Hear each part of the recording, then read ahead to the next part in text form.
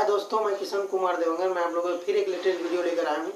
इसमें मैं आपको बताना चाहता हूँ आई लव यू 2 पिक्चर की बारे में आपको बताऊंगा। तो इससे पहले जो मेरे चैनल में नए आए हैं उन लोग मेरे चैनल को सब्सक्राइब करें और नए नए अपडेट जानने के लिए बेल आइकन के बटन को जरूर दबाएं और एक लाइक तो बनता है यार।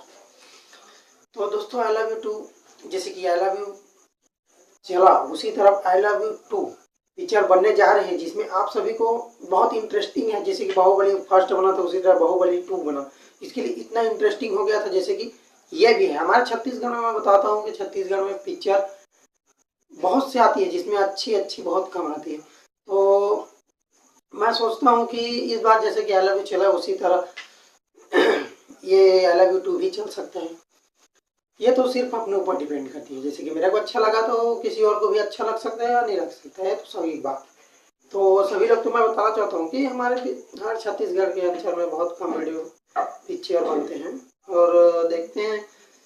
और जब उसके निर्देशक प्रवर झा जी हैं तो अच्छे से तो आएंगे, क्योंकि सर जी के पिक्चर तो बहुत अच्छे अच्छे आते रहते हैं।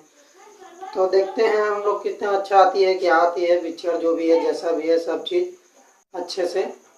तो मैं बताता हूँ कि पिक्चर की शुरुआती चालू हो गई होगी और